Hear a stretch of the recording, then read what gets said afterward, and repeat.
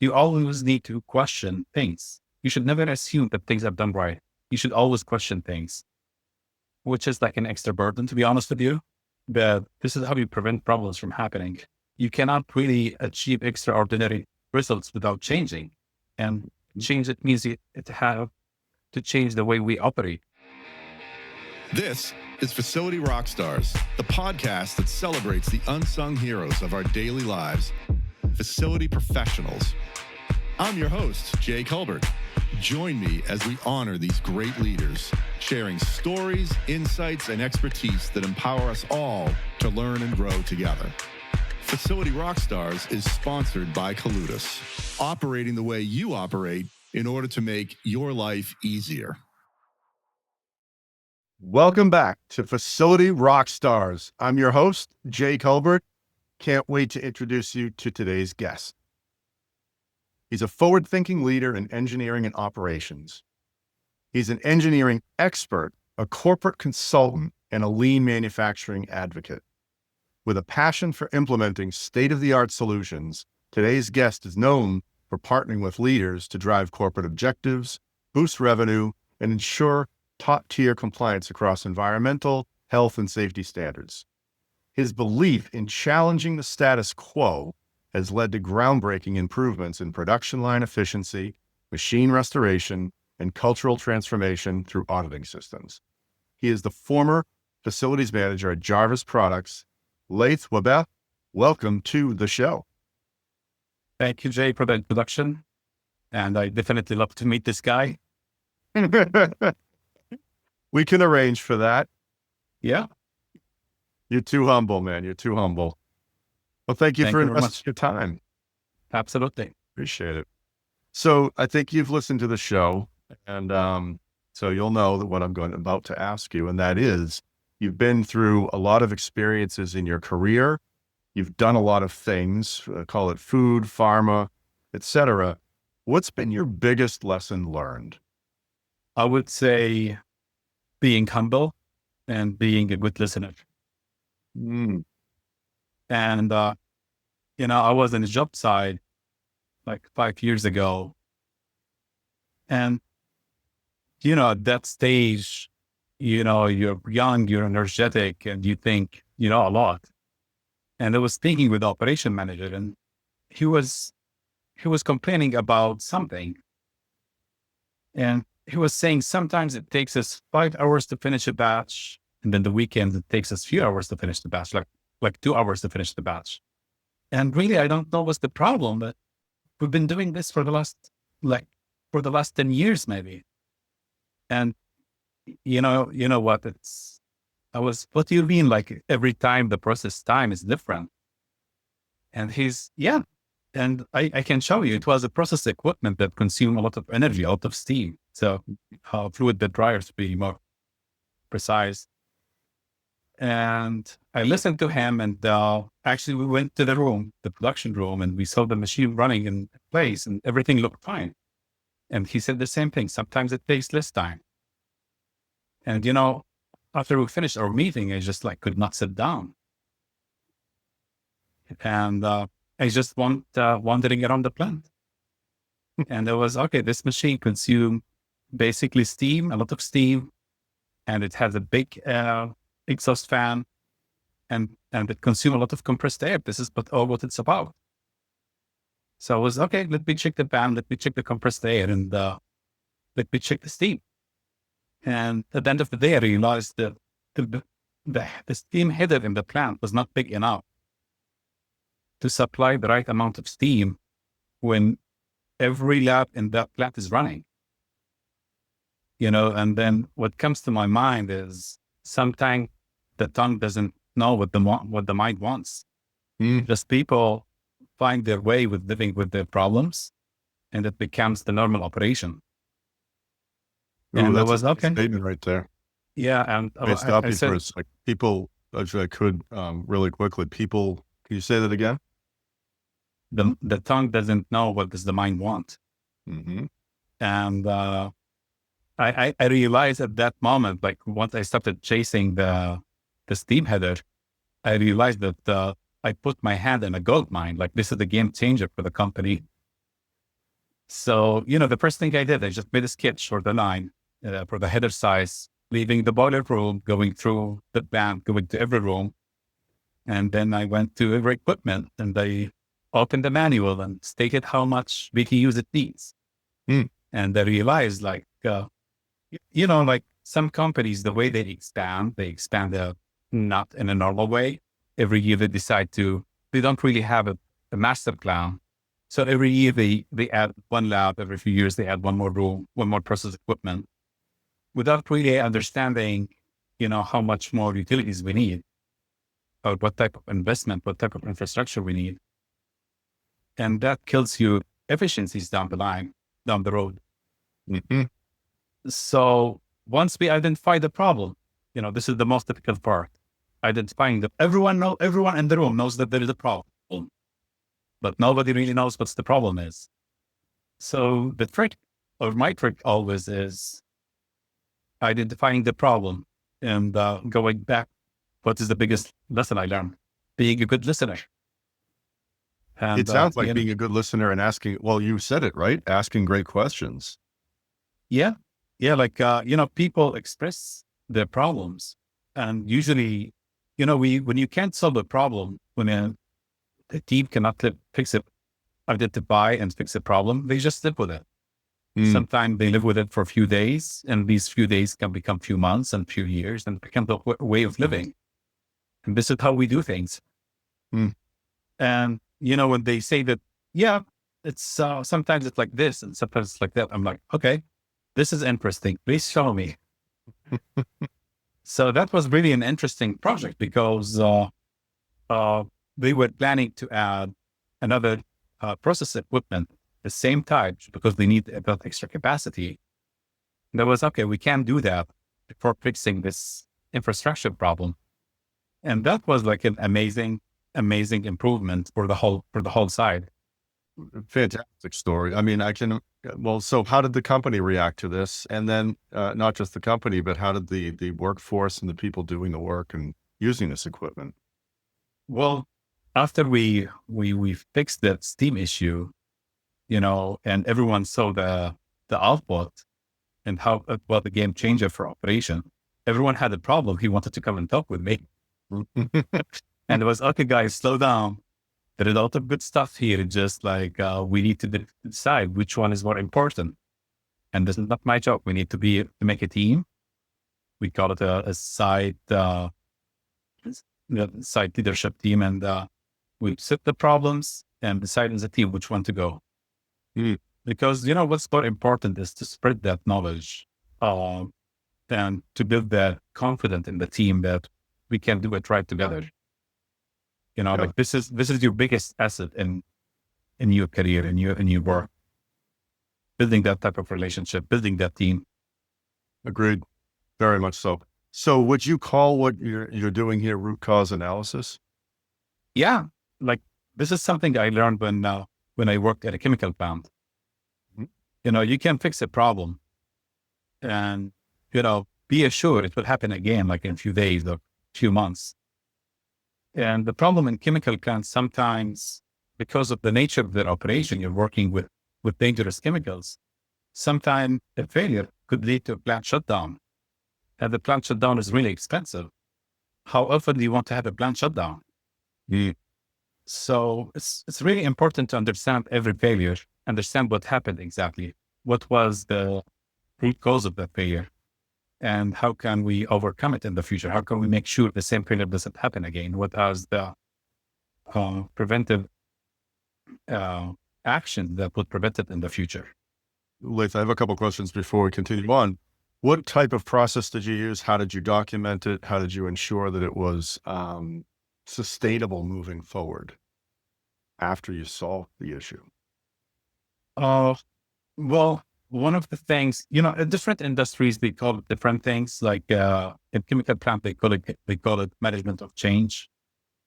Okay, in food, they call it, if it's not really touching the product, they don't put it in a CAPA, corrective action, preventive action. But what I do is like I make like a sketch for the for the steam system in that case, and put the equipment in that sketch and write exactly how much energy we need for each equipment to be running.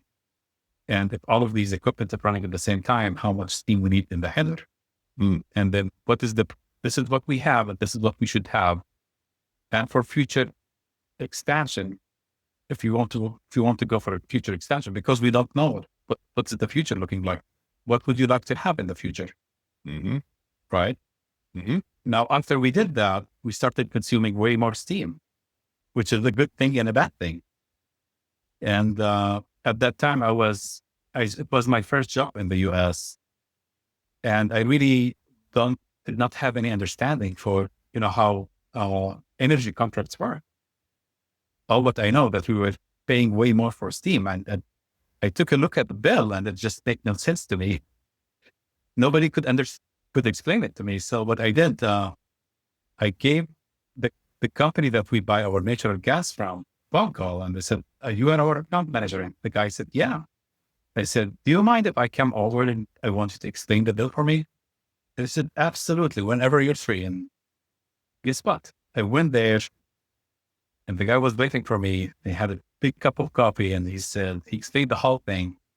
And he told me, "Believe it or not, you're the first one who asked me this question in 15 years.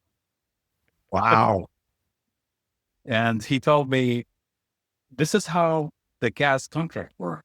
Like we understand, like we decide what we take your biggest consumption, natural gas consumption in this time frame, and we decide this is how much you're going to consume every day.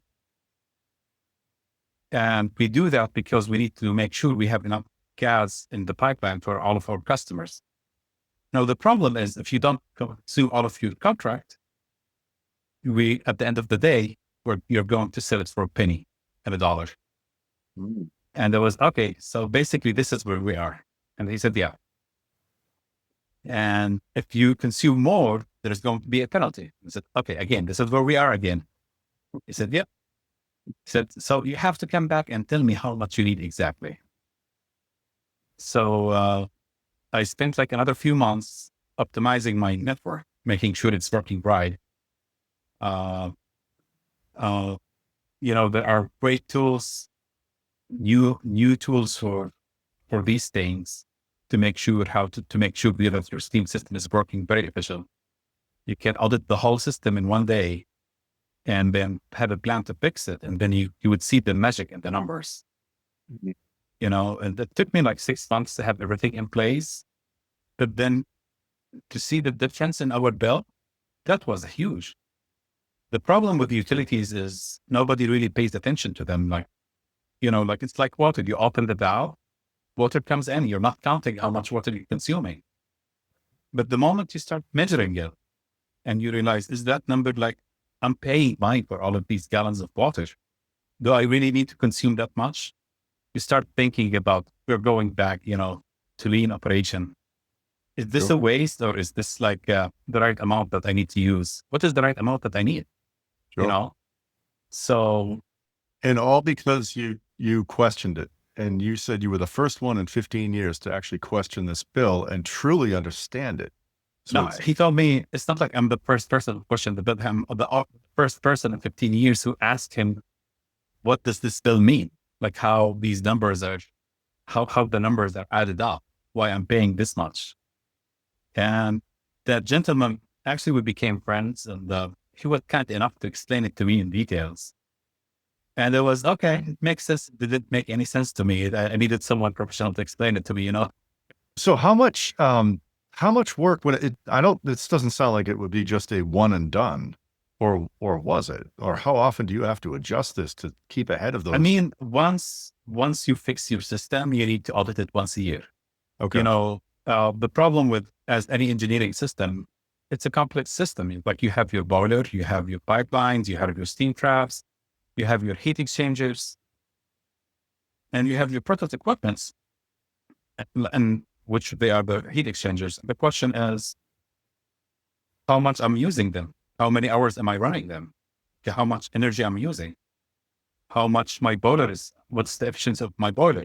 You break it. It's like any projects. Once you break it down to small tasks and you have like molecular tasks, very clear, very detailed, you can make sure, like you can understand which part of the system is right, which is part of the system that needs to be maintained, which part of the system that needs to be fixed immediately. Mm-hmm. And, once you do that, you just, check it every few months, every 6 months, 1 year, put it in your PM program, make sure it's working as it should be, and you're golden.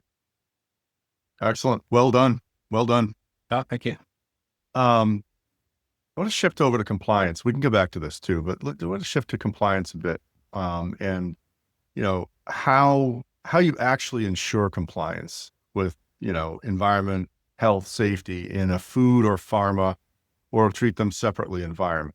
You've had a lot of experience with this. Could you talk about? Yeah, like first of all, in food and pharma, you have different level of GMPs. And the most important thing you need to make sure is things are working as they're designed to work. And like in pharmaceutical, the room, you have the clean room design. The rooms have to be operating in a very specific way to prevent cross-contamination. So the question is, am I having the right air changes? Is my building management system working right? Is it validated? Am I like checking the component of the system in a PM system? But this is all part of the quality system. The quality system actually like controls it, owns it. But you have to question like when it was last calibrated, right? So once you know that your infrastructure is calibrated and in a right PM program, that is out of the question. You don't question these anymore. You start questioning the practices. Is the person who's doing the cleaning job, doing it right? Anyone question it? Does the sample say that it's right? Right? Like you always need to question things. You should never assume that things are done right. You should always question things, which is like an extra burden, to be honest with you. But this is how you prevent problems from happening. Well, it sounds like you're an inspector. You're almost an inspector in-house, really.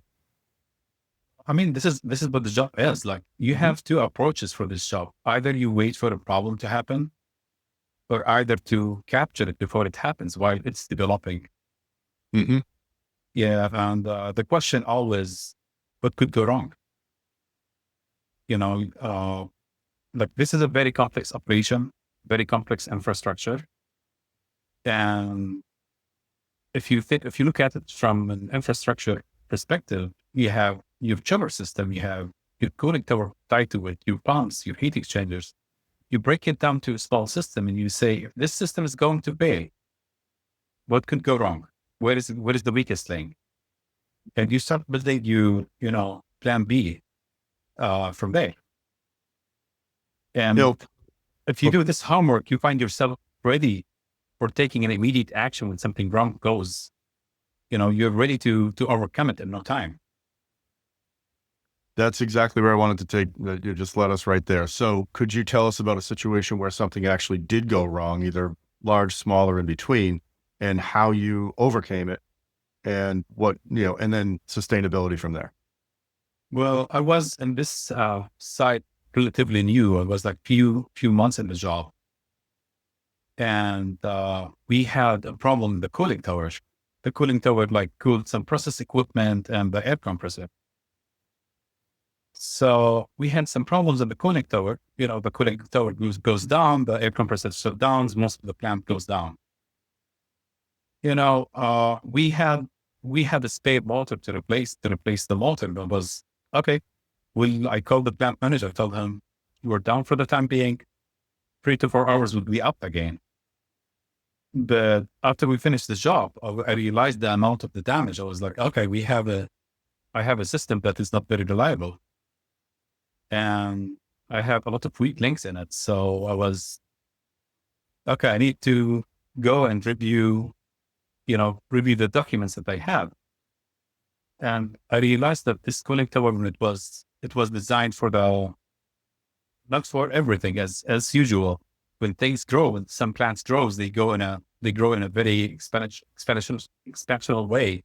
Mhm. They expand not in an engineered way, let's say. So the problem was they added a lot of equipment to that cooling tower. It was not sufficient to cool the air compressor in the summer. And I realized that during the summer, so during the hot months, there is a possibility if everything is running, the air compressor is going to overheat and shut down. So, going back to to ABC, what is our heat load? And, with cooling towers, you can't have a big leeway, you need to be like, right. You have to be within a specific criteria to be very efficient. So we decided this is what we're going to do. This is what the heat load is going to be, and we're going to replace it. The question is, how can you replace it when you have the plant is running? You have to take the old one out, put the new one in. Mm. And my approach was, hey guys, we're using like almost 1 million gallons of water every day. Why don't we use that water to cool the air compressor as we are replacing the cooling tower? Brilliant. And we will install, this is like a preventive action. We'll install some sensors in case we have a future problem in the cooling system. We will switch from the cooling tower into the water supply source to cool the air compressor, which will give us, some extra time, extra days of reliable operation without having any problems. Hey, rock stars. If you're tuning into the podcast and are feeling overwhelmed by all the maintenance demands at your facility, don't stress. We've got you covered. Our sponsor, Culbert, is your go-to partner to help you tackle all those demands and get them done right, on time, and with top-notch quality. From project planning to execution, Culbert is there to make hard work easy. Visit culbert.com today to get started. Where did you learn this creativity or this ability to pivot or think of things differently? I've been lucky to work in different industries, and working with great people teaches you a lot. There are two types of companies. I'm referring to a book I read years ago. It's called From Good to Great by Jim Collins. Mm-hmm. And I've been lucky that I worked in some great companies, and I learned how to think from them. You learn from from great people. And once you have that knowledge, it's your job to share it with others and to teach others to work with you the same approach. Good for you. And not everybody would do that. It sounds like you've taken it and you just really applied it. So it pays back. The problem is it pays back. When you work by your own, you can win, you can achieve results. But when when you share that work with others, and they take some part of that recognition, they will come back to work with you. So it really pays back. So a couple of things there. Yeah. The inputs that we get are, whether they're mentors or books or courses or whatever it might be, and then how we convey that to our teams, right? So can you talk about that? We haven't talked about really team yet and how you've built a team over the years or teams.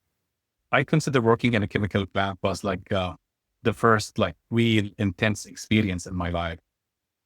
And the problem with that plant was it was like working in the army, like you're just following orders and everything had a procedure, and you have to do things exactly as the procedure say. And I just learned one thing, we have to follow the orders. We have to do the right thing. And if we don't know what's the right thing to do, we have to ask. And the challenge later on was, we know what we know. We don't know what we have to learn. What is the right thing to do? We think this is the right thing. So I'm always questioning, is this the right thing to do? And the problem, there is nobody in the room challenging that. Because we go back to that square. We know what we know. We don't know what we have to learn. But one of the things that I learned over the years is the worst thing that you can do is not take a decision. Take the wrong decision and you realize it was not right, and you will, shift and fix it immediately. It's better than not doing anything and keeping things as is. I couldn't agree more. Couldn't agree more. Yeah. Now, you just touched on something we spoke about the other day, and I want to come back to, we know what we know, we don't know what we don't know. And you told me a story about that and how it opened I just want to jump back to team for a sec, though, before we go there. Just how, you've done a great job of reassembling the building and the systems. And how do you keep him on mission, if you will? I call it the ownership and accountability. Even if you have a great team, but part of modern day culture is like, this is my job and this is not my job, and, if everyone's job is nobody's job. So it really goes down to accountability and ownership. Once you have that sense of ownership, things start to work like magic. That's the magical recipe for me. Totally makes sense. Yeah. Absolutely. Even like, and it feels like, sometimes nobody is expert in anything, but if you own that area and you have a problem and you know that it's the problem, you start calling for help. We'll get you the right person to help you. It's just, we need that person who cries for help. He recognizes that there is something wrong happening. Mm-hmm. Yeah. So what happens when you run into people that don't want the accountability? Going back to Jim Collins' book, like, this is the bus that is going to a certain destination.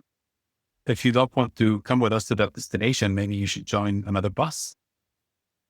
I don't really like to take that approach with people, but you can build a successful team if not everyone going to the same destination. Right. Very well said.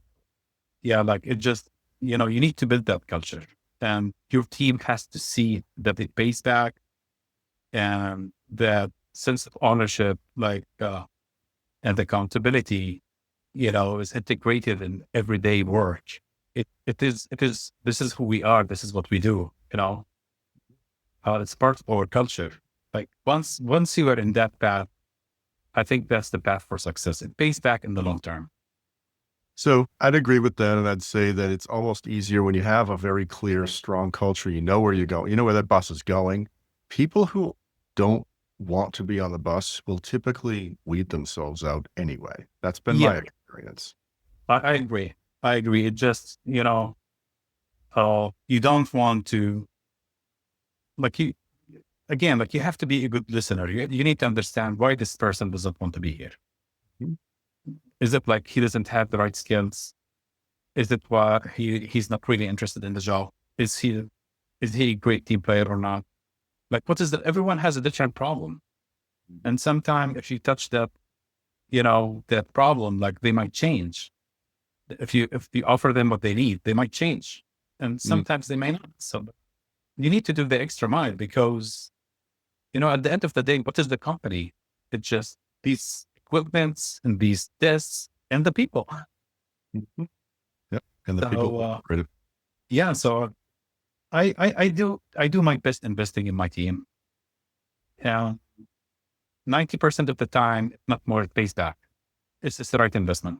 So I love what you said about, you have to figure out what the problem is, or maybe what the thing is there, right? Is it that like you said, they don't have the skills, or some people won't take the time to truly understand why someone's like not into it or not being accountable. And we haven't taken the time to actually ask those questions, to your original point once again.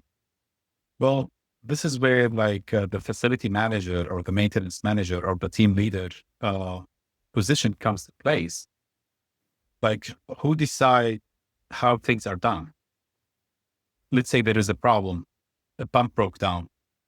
What do? We do and replace it. Does the job finish here? No, you have to understand what happened. Why did it fail? Your team has to be involved in that. And okay, we had a similar failure. Like, we had another failure of the same equipment 12 months ago, 14 months ago, 15 months ago. Was it the same root cause or was it different? Are we learning anything from our mistakes or not? And this is where you realize if your team is engaged in the job or not. If they're engaged, that's very good. If they're not engaged, there is a problem. Right. Right. Mm-hmm. I want to go back to your general, your natural curiosity, I'm going to call it, right? And your thirst for know, your, your My con. wife doesn't really like it. My wife Oh, doesn't really like it. wait, we won't go there. Yeah, sometimes she asks me, why do you ask me all of these questions? I really don't know why you're asking me. I find that I always end up apologizing to her. It's just, I'm sorry. I know that you don't understand these things, but can you tell me again in details what happened and when? And can you give me some sort of a sequence? And I would imagine, say, well, we're not in an engineering environment here, right? We're at the house. Yeah, I think after this long, she's a little bit used to it, but I find it funny. Well, you were kind enough to share the other day. You stumbled upon, or you sought out some knowledge that you thought you knew about. I do not remember the topic, but then you spent hours researching it, if I remember correctly. Yeah. So I was applying for a job in the semiconductor industry. Mm-hmm. And after applying for the job, I was, let me see what's the requirements for the utilities. And I was, okay, water is everywhere. It's in every industry. It's in food and beverage. It's in chemical plants. It's in semiconductor. Let's see what's their water requirement. And I was shocked. I was completely shocked by the fact that the quality of the water for the semiconductor industry is way higher from the water for injectables, the water used in pharmaceutical. And there was, how can they even achieve that level of purity? Right? Like, think about it. Like, you think I'm going to buy this medicine to, I'm going to inject in my body. Do I want to have any microbes in it? Of course not. Right. Of course not. This is why I'm taking it, And over the years, the FDA have developed, some standards that like we want to have, that they call the CFU, the number of calories in a cubic, and a water sample should not exceed this number. But, when you see that number in the semiconductor industry, it was lower, and it was, how come they achieve that? And then the microbes, they need food, which is, they call it TOC, the total, organic material in the water. And in the pharmaceuticals, I think it's around like 500 part per billion, but in the semiconductor, it's 5. Can you believe the difference? And the approach is it's like 95% less. And the approach in the semiconductor, if we can deprive the bacteria from food, you'll never have bacteria, just starve to death. You'll always have that microbiome in the water that you'll never be able to detect, but it will never grow to be anything, that affect your operation. It's just their approach and the way they handle that problem is completely different. Yeah. And honestly, I just kept reading about it, reading, and how they do that, and what technology, and it's just unbelievable. And I loved that story because of how you sought out the answer, and you went deeper and deeper and deeper, like we talked about earlier. How deep Yeah. you dig the hole, right? Or how deep would you want to go? Yeah, and this is why this mindset remind me that you need to be humble, because no matter how much you know, there is so much that you don't know. Right. And it's just, life is a journey of learning. It's an endless journey of learning. It certainly is. Well, Layth, there's another thing we said in the intro. I want to ask you about this: cultural transformation through auditing systems. Now, I think you probably touched on some of that in our conversation, but is there more to say on that? A lot of companies, when they want to do things differently to become more efficient. Like we have a project, we're going to do A and B and C. We're going to install these equipment. We're going to be more efficient. But the thing that people never discuss is change. you cannot really achieve extraordinary results without changing. And change, it means it have to change the way we operate.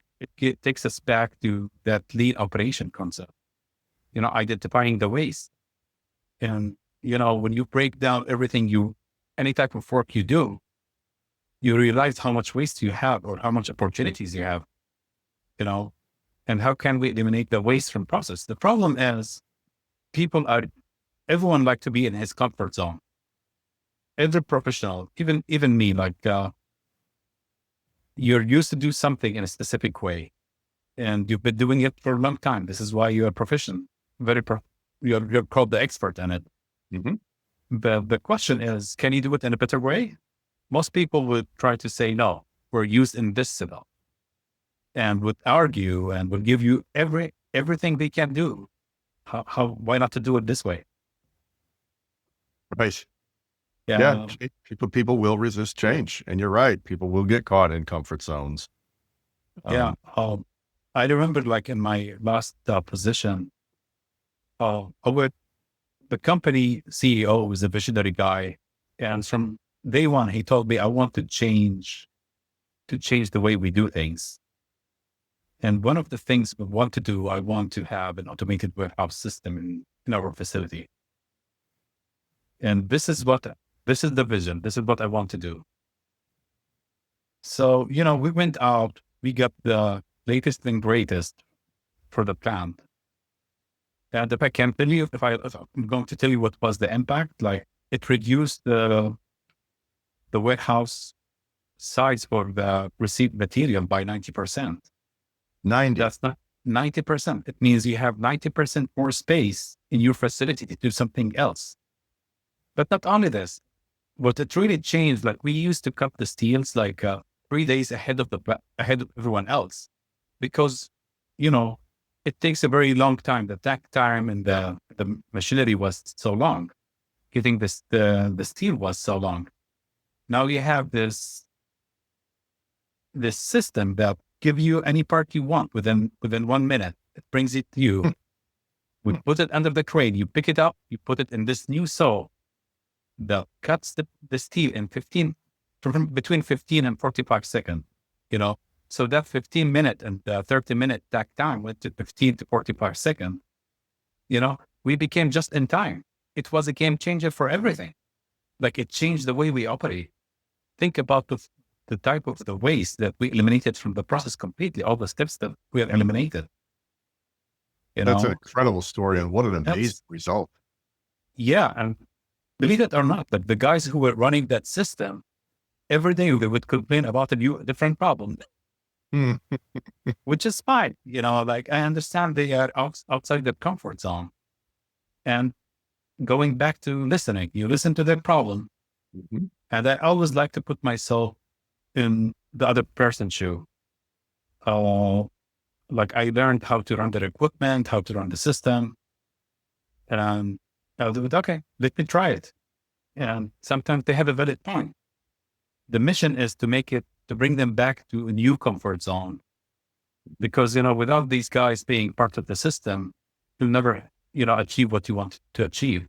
You can go to 70% success rate, 80%, but to go to these, extreme limits, you have to have everyone chip in the project. Yes. I absolutely. I like what you said. I've heard it so many times in my life, in my career, like put yourself in their shoes. And it's so true because you have this vision, but your lens is clouded. Like if you haven't actually done it, you don't understand what it's actually like to be in their shoes and do what they're doing. Yeah. They have different type of concerns. They are afraid from things. And, the only thing I don't say, okay, this is not correct. I just listen and tell them, do you mind if I do it instead of you right now? I just need to do it by myself, just to see the problem and the same problems as I'm doing it. Okay. And sometimes, there is another opportunity. And the question is it something worth touching right now, or is it something that we want to keep for the future? Yeah, it's a good question. Is it actionable now, or did we put it in the parking lot? That's something that was. Right? Yeah. Well, Layth, I feel like you and I could talk for 4 hours effortless. You're full of knowledge. But But I don't want to miss the opportunity here on the show we've just learned a ton, and we're going to get to contact info. I'm sure people will have questions for you about deeper on the topics. But let's learn a little bit more about you. Like, what do you do in your free time? Like, how did you get to where you are today? Well, I got two new hobbies almost at the same time. I got a son, and a sailboat at the same time. And I like that you called them both hobbies. Right? yeah, and I think my son is my favorite hobby.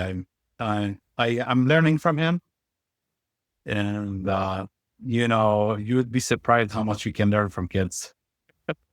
It's amazing. They're not biased. They see everything as it is. And I've never seen myself as a leader, to be honest with you, but I truly understood what leadership by being in a sailboat, because everyone looks at the captain, and everyone wants to go to that destination safely, and you're responsible for everyone's safety. Mm-hmm. They are your crew. They don't know what to do. You have to tell them what to do. You have to teach everyone what to do. Mm-hmm. And I never understood like leadership, really what leadership is, until I was in a sailboat, because everyone's safety is my responsibility now. This is not a joke, like things can go wrong. Mm-hmm. And I was like, okay, this is what leadership is. That's giving orders and making sure everyone is having a good time. Great perspective. I've never heard sailing compared to leadership that way. That's fantastic. Yeah, like I to be honest with you, before sailing, I always thought I'm part of a team. Okay, this is how I always viewed myself. But the moment I started sailing, I realized everyone here is part of the team. But this is the team leader who make everything right. Sure. This is the person who's responsible for everything else. Mm-hmm. And it's your responsibility that everyone is safe and everyone is having a good time. Excellent. Having a good time. Yes. On the sailboat, we like to do that. How long have you been sailing for? 4 years now. Good for you. Believe it or not, I saw people sailing and I was like, I want to sail. I bought a boat without even knowing how to sail. You don't want to know how my first day was, but I'm alive. Sailing's fun. I prefer motorboats, but I will say I've done a fair amount of sailing too. And it's interesting to see how all the systems on a sailboat actually work with each other. Yeah. Yeah. It's a lot of skills to be learned. Mm-hmm. And even after 4 years, I'm like, wow, there's still a lot of things that I don't know. Every time you go with someone more experienced, you learn something new every time. Mm-hmm. It doesn't even surprise me anymore. Right. I don't think, knowing you now, I'm not surprised to hear it doesn't surprise you. How old's your son? 3.5 years. Excellent. Yeah. And you love being a dad. You called him your hobby, but yeah, you love being a dad. It's amazing. It is fun, to be honest with you. I never knew that fatherhood would be that much fun. Yeah. They're a blast. They really are. Yeah, they are. Well, Layth, let me ask that. Thank you again, for being on the show. But before we get wrapping up, how would people get in touch with you? What's the best way for people to reach out if they wanted to learn more or just collaborate with you? My email address is lawahbeh@hotmail.com. And my phone number is 475-231-5128. Excellent. Layth, you're a wealth of knowledge. You're a pleasure to speak with. I can't thank you enough. Thank you, Jay. For taking the time. Absolutely. Thank you for your time. Of course. And for everyone listening, if you learned, which I'm sure you did today on the show, if you laughed, tell someone else about the show. Subscribe to the podcast, and been another great episode of Facility Rockstars, and we will see everyone next week. It's a wrap. Another episode of Facility Rockstars is in the books.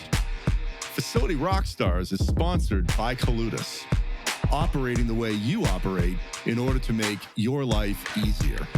Until next time, facilitate and rock on.